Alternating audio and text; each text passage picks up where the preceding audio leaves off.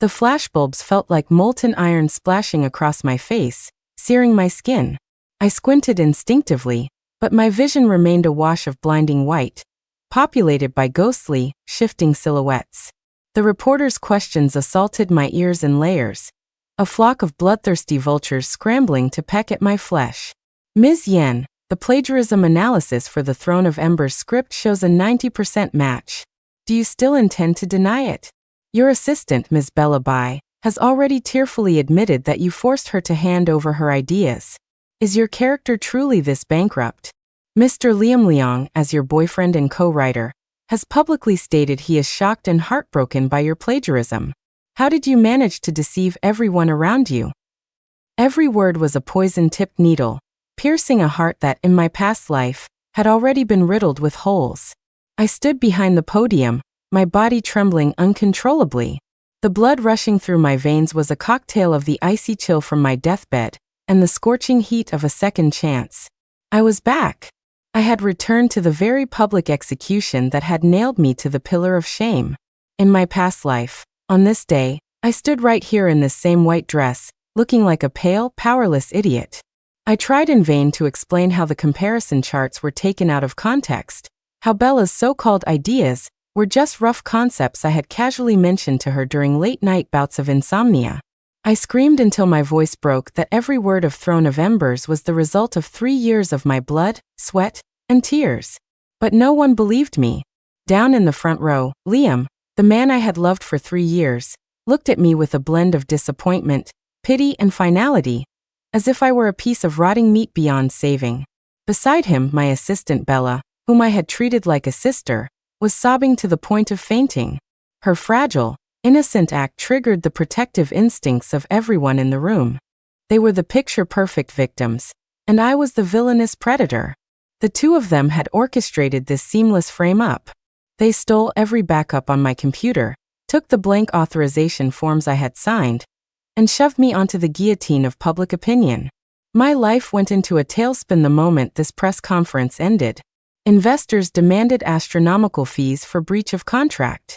Fans sent vicious curses and doxed me. The cyberbullying was overwhelming. I was like a rat crossing the street, chased and beaten by the entire world. In the end, I died in a cold, damp rental apartment, succumbing to heart failure with no one by my side. When I died, I was skin and bones, too weak to even close my eyes.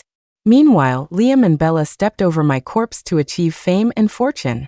They became Hollywood's hottest power couple, sweeping awards season with the work I poured my soul into.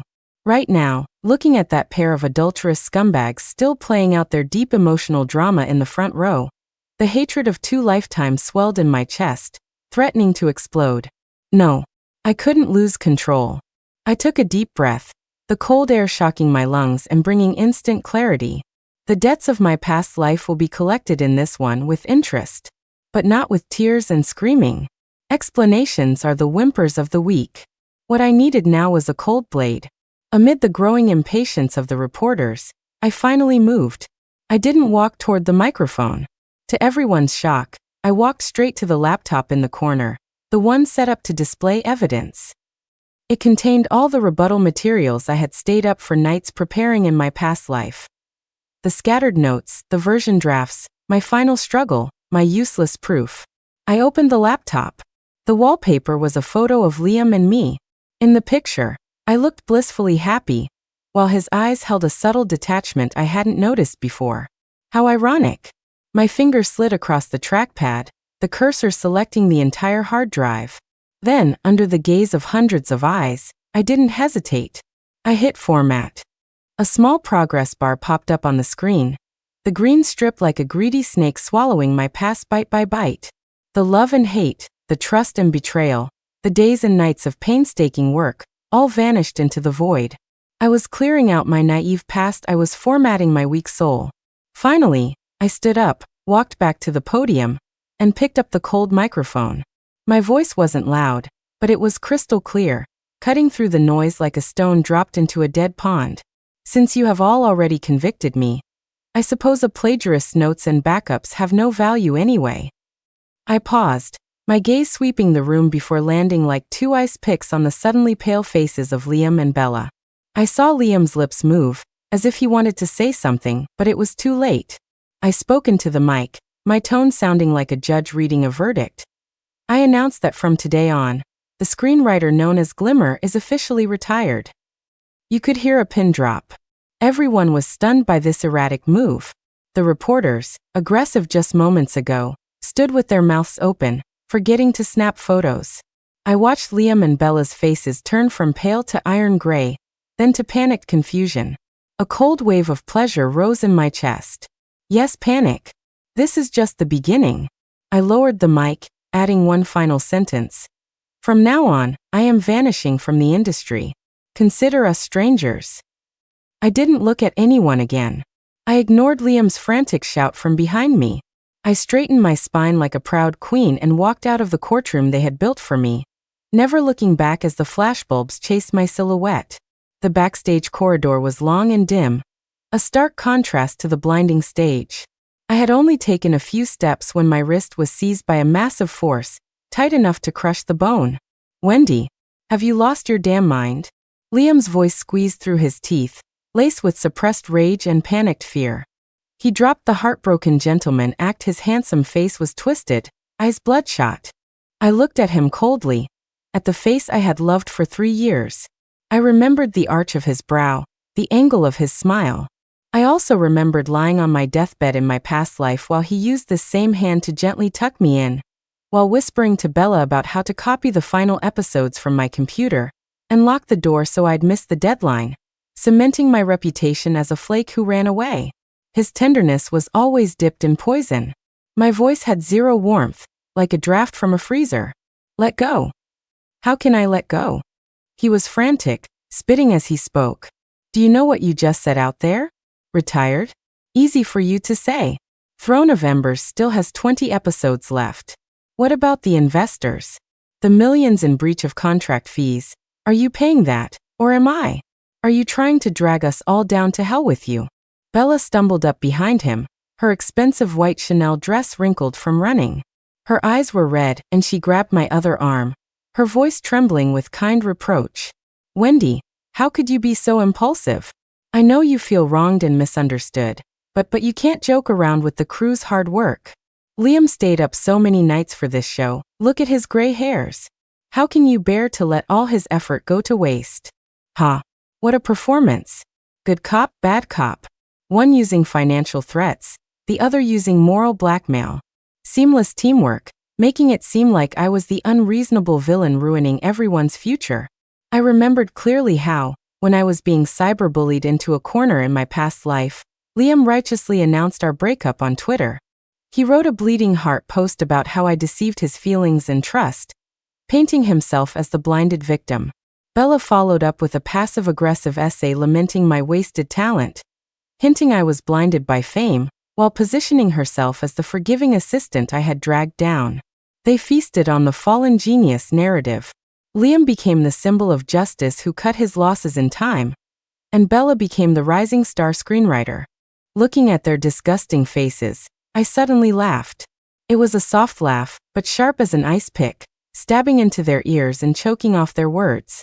Breach of contract fees? I slowly broke their grip, dusting off my sleeves as if I'd touched something filthy. I recall that the screenwriters registered with the Writers Guild for Throne of Embers are Mr. Liam Leong and Ms. Bella Bai, correct? Liam's pupils contracted, the color draining from his face. Wendy, what do you mean? We wrote the script as a trio. A trio? I raised an eyebrow, interrupting him. The sarcasm in my eyes sliced through his hypocrisy like a scalpel. I don't recall that. Right now, in the eyes of the media, the audience, and the investors, aren't you two the original geniuses? I, Wendy Yen, pen name Glimmer. I'm just a shameless plagiarist who stole your work. I took a step closer, staring into their panicked eyes, and smiled.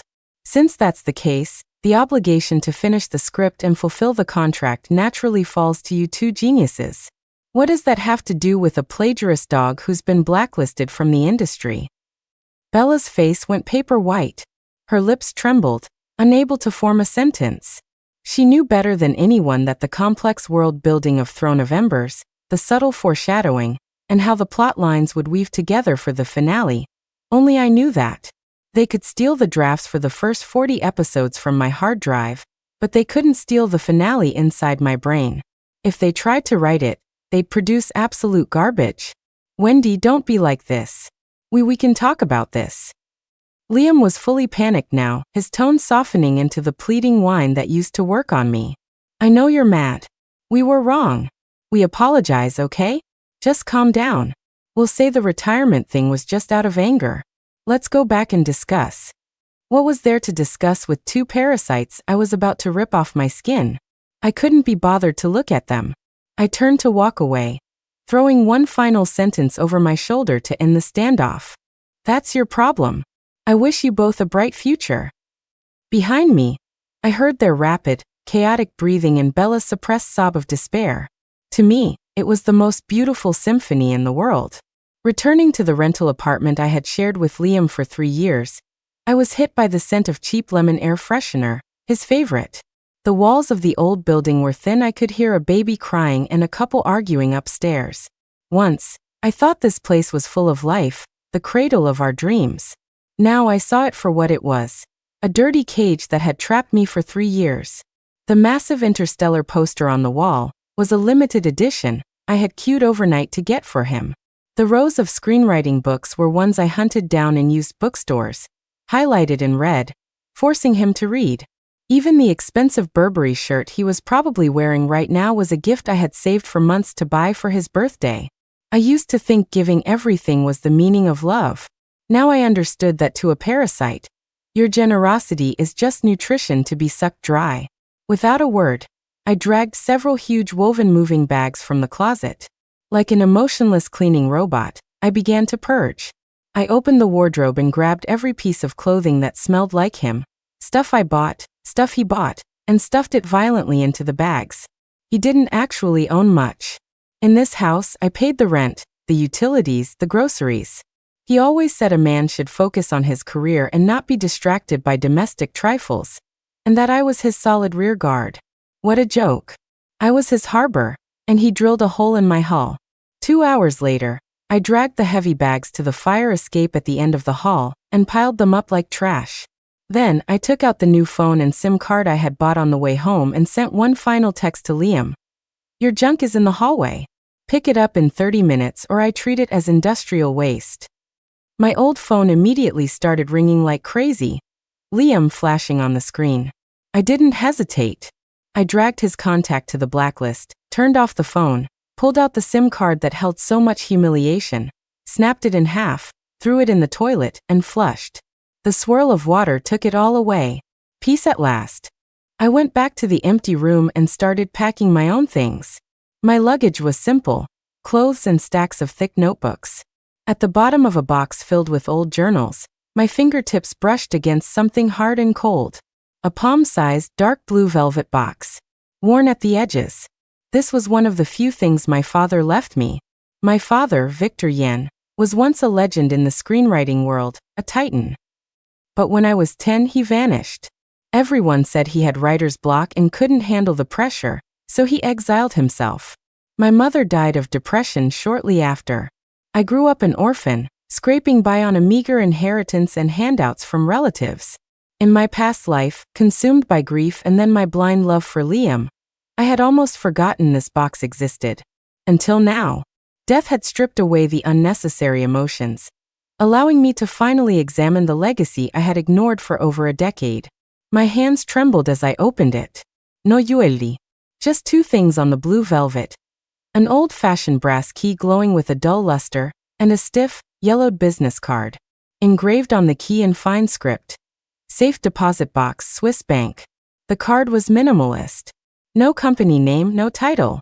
Just a name embossed in gold, Quinn, and a private phone number. My heart hammered against my ribs. Intuition told me there was a massive secret here. I took a deep breath and dialed the number on my new phone. Ring, ring, ring. Who is this? A deep, steady middle-aged voice answered, carrying an air of authority. I gripped the phone. Hello, is this Mr. Quinn? My name is Wendy Yen. I paused, then said the name I usually only whispered in dreams. I am Victor Yan's daughter. The silence on the other end was suffocating. Just as I thought he had hung up, the voice returned, stripped of its authority and replaced by a trembling mix of shock and emotion. "Child, you finally called." The next morning, following Quinn's instructions, I took a cab to a law firm called Regency, in the heart of the financial district. It occupied the top 3 floors of a skyscraper. Quiet, solemn, expensive. A different world from my rental. I was received by Mr. Wallace, an elegant elderly lawyer in a 3-piece suit. He was Quinn's chief counsel and the executor of my father's estate. He looked at me with deep pity and kindness. He didn't ask where I'd been. He just poured me a glass of water and retrieved a heavy, wax-sealed manila envelope from a wall-sized safe. "Ms. Yen," he said solemnly, "this is what your father left for you." Touching the rough paper, I felt a warmth I hadn't felt in years. Tears welled up. I broke the seal. Inside was a stack of complex legal documents. Equity transfers for domestic and foreign companies, massive offshore trust funds, wealth beyond my wildest imagination. Mr. Wallace's explanation left me in shock. My father hadn't retired due to a lack of talent. He was at his peak. But because his work exposed dark truths about the industry, threatening powerful capital interests, he was blacklisted and received death threats. To protect me, he faked his death and fled overseas with his trusted friend Quinn. He used his savings and connections to build a business empire abroad, investing in film and real estate. And I, Wendy Yen, was the sole heir. "Your father was a genius and a great man," Wallace said. "He paved the road for you but wanted you to pursue your dreams freely, without his shadow. He didn't want his fame to be your burden." My mind went blank. I thought I was alone, fighting for every penny. I never knew a giant had been standing behind me, guarding me in silence. Tears finally spilled onto the documents. With the help of Wallace and Quinn, I processed the inheritance at lightning speed.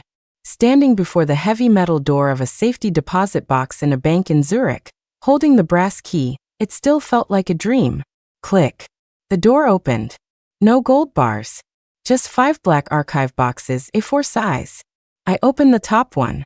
Inside was a thick manuscript. The paper was yellowed, but the handwriting was bold and powerful. The title page read, "Eternal Night." I held my breath and turned the page. Just reading the character bios and world building made me shiver. It was a grand epic about faith, betrayal, light and darkness. The complexity was staggering, 100 times more profound than my Throne of Embers. I opened the other 4 boxes. Each contained a complete, masterpiece-level script. At the bottom of the last box was a letter. "For my daughter, Wendy." I opened it with shaking hands. "To my dearest Wendy, if you are reading this, I am likely gone. Forgive my cowardice for not being there to watch you grow. These scripts are my life's blood, dreams I couldn't finish. I thought the world had no room for real stories anymore, but now, I give them to you. Wendy, your talent is equal to mine. But remember, talent needs armor. Trust no one easily, especially the parasites who covet your gift. Write the stories you want to write. Create your own era. Dad is always proud of you. Love, Victor." I collapsed to the floor, clutching the letter, and wailed. The grief of 2 lifetimes poured out. I finally realized that the core creative spark of Throne of Embers was actually a bedtime story my father told me as a child, a prototype he developed for Eternal Night. I had merely stood on the giant's shoulders. Liam and Bella hadn't just stolen my 3 years of work, they stole my father's legacy. I wiped my tears and stood up. The fragility was gone from my eyes, replaced by ice. "Dad, don't worry. This time, I will reclaim everything. I will make the name Victor Yin the brightest light in this era again. And those who tarnished this light will be dragged down to hell."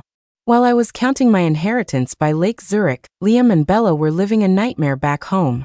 My retirement announcement was a bomb that triggered a tsunami. At first, the internet mocked me for fleeing due to guilt. Liam and Bella's fans celebrated viciously. But the party didn't last. Throne of Embers released episode 40, the last one I had written. Then episode 41 aired. It was a slap in the face. That night, #Throne of Embers collapse trended at number 1. What is this trash? The hero was a strategic genius last episode, now he's a love-struck idiot. The logic is gone. The foreshadowing about the Shadow Army was completely dropped for some random palace drama? Do the writers think we're stupid? The dialogue turned into water. Where's the poetic depth? Now it's just cheap soap opera lines. The reviews were brutal. The IMDb score plummeted from a legendary 9.2 to a 7.5 overnight. Fans turned into haters. I heard from Quinn's spies that the director was screaming at Liam on set, asking why the character motivations made no sense. Liam and Bella had nothing but excuses like artistic evolution. Bella was reportedly cried off set. Their golden couple halo was shattering. Sipping a cappuccino in Zurich, I scrolled through the news with a cold smile. This is the punishment for thieves. They can steal a diamond, but they don't know how to wear it. They just look like clowns holding glass. My phone buzzed. Liam was spamming friend requests on WeChat. Wendy, I was wrong. Please give me a chance. Let's meet. I hit block. Then a text from Uncle Quinn. Child, it's done. Come home. I looked out at the peaceful lake, but my gaze was fixed on the east. The real show was about to begin. I flew directly to the capital. In a private club in Malibu. No, let's keep it Hollywood. In a private club in the Hollywood Hills, I met Uncle Quinn. He was younger than I expected, maybe 50 tall, wearing a bespoke suit. He looked like a scholar but had the sharp eyes of a shark. You really look like your father, he said warmly. Especially the eyes. I placed the 5 black archive boxes on the table. When Quinn opened the manuscript for Eternal Night, his hands trembled. Victor, he actually wrote it. He read for the entire afternoon. When the sun set, turning the room gold, he looked at me. Wendy, what do you want to do? I want to start a studio, I said. Top tier. I will produce these stories myself. Done, Quinn said. Star Entertainment will back you. Budget, team, distribution, you have it all. Star Entertainment was the industry giant. With Quinn, I was untouchable. But Quinn added, one condition. Go ahead. Use your own name. Wendy Yen. Your father needs justice, but your talent deserves to be seen. You shouldn't live in his shadow. I nodded. I understand. But before Wendy Yen can stand in the sun, I need a new identity. One that separates me from the dirt. Have you picked a name? I looked at the dawn breaking outside. Dawn. The light that follows the eternal night. A week later, Star Entertainment dropped a nuke on Twitter. Star Entertainment verified. We are proud to announce a strategic partnership with the genius screenwriter Ms. Dawn to establish Dawn Studios. Our first project is the epic Eternal Night. A world of gods, demons, and humans. This will redefine television. Hashtag Dawn Studios, hashtag Eternal Night. The post included a stunning concept poster and a 1,000-word world-building summary. The internet exploded. Who is Dawn? Star Entertainment is giving them the royal treatment. That world-building is insane. I haven't seen anything this ambitious since Game of Thrones. Comparing the summary of Eternal Night to Throne of Embers, Throne looks like child's play. Meanwhile, the Throne crew was in chaos. Liam and Bella saw the news. I could imagine their panic. That afternoon, Liam posted on his fan group. Some newcomers like to step on seniors to get ahead. Real creation takes time, not hype. Bella posted a selfie looking tired. Pressure is high, but thanks to the fans. We stay true to our original heart. Their fans attacked the Star Entertainment account, calling Dawn a capitalist plant, and claiming Eternal Night copied Throne. I laughed. They didn't realize they were feeding the fire. Using the new Dawn Studios account, I replied with one sentence. Work is the only language of a creator. See you on screen. The mystery of Dawn became the industry's biggest riddle. Liam and Bella were terrified. They hired trolls to spread rumors that Dawn was actually Glimmer, trying to whitewash her reputation. Quinn called me. Want me to kill the rumors? No, I said, looking at the city lights from my new office. Let them jump. The higher they jump, the harder they fall. Desperate, they crossed the line. A gossip blogger named Showbiz Ghost, paid by them, posted an article, From Victor Yen to Dawn. A legacy of plagiarism? They claimed my father didn't retire but was forced out for theft, and that I inherited his thieving gene. Rage boiled in my blood. They could attack me, but attacking my father? Liam called my burner phone. Saw the article, Wendy? Cancel Eternal Night and apologize publicly, or we release proof about your dead dad. I gripped the phone until my knuckles turned white. Liam, I said, my voice ice cold. I'm waiting. Bring it on. I hung up and called Quinn. Uncle Quinn. Issue a statement. We will address all controversies regarding Victor Yen and Dawn live at the Golden Screen Awards next week. Quinn laughed. You're playing a big game, kid. They built the stage, I said. I might as well put on a show. The Golden Screen Awards. The industry's biggest night. Liam and Bella arrived in a black limo. Liam in Tom Ford, Bella in Elie Saab. They walked the red carpet, smiling like winners, answering questions about originality and justice. They thought I was cornered. I entered through the VIP back entrance with Quinn. I wore a sharp black Armani suit, hair in a high ponytail, red lips. We sat front row center. Liam and Bella saw me and smirked, thinking I was there to beg. The ceremony began. Finally, Best Screenplay. Throne of Embers won. Of course. It was based on my work. They went on stage. Liam gave a speech about pain and pleasure, and humanity, stealing my own notes. Bella cried, thanking Liam for believing in her talent. It was a masterclass in acting. Now, the host said, to present the award, Mr. Quinn of Star Entertainment, and the mysterious genius screenwriter, Ms. Dawn. Quinn stood up and offered me his arm. We walked onto the stage. Liam and Bella froze. Their eyes widened in horror. Dawn is Wendy. I took the envelope but didn't open it. I spoke into the mic before the award. I'd like to play a short audio clip to clear up some rumors. The giant screen lit up with a simple audio waveform. Liam's voice boomed through the speakers. I got her password. The final drafts are on the drive. Bella's voice. What about the blank authorization form she signed? Liam. Don't worry. Even if she wakes up, she's an orphan with no power. We frame her for plagiarism, and the show is ours. Silence. Absolute, suffocating silence. Then the screen changed. Images of my father's original manuscripts dated 15 years ago. My college notes. The forensic report proving the forged signature. The inheritance documents. I looked at the trembling couple on stage. You didn't just steal a script. You stole a daughter's memory of her father. I said. The trial is over. Pandemonium. Reporters rushed the stage. Bella collapsed, sobbing it wasn't me. Liam looked like a corpse. Security dragged them away. I tore up the golden envelope. Throne of Embers doesn't deserve this award. I looked at the audience. I am Wendy Yen. I am Dawn. And I am the daughter of Victor Yen. From today, I will take over my father's unfinished works. All profits will be donated to the Victor Yen Fund to help young writers. The applause started slow, then erupted into a thunderous ovation. Quinn gave me a thumbs up. Standing in the spotlight, I was no longer the victim.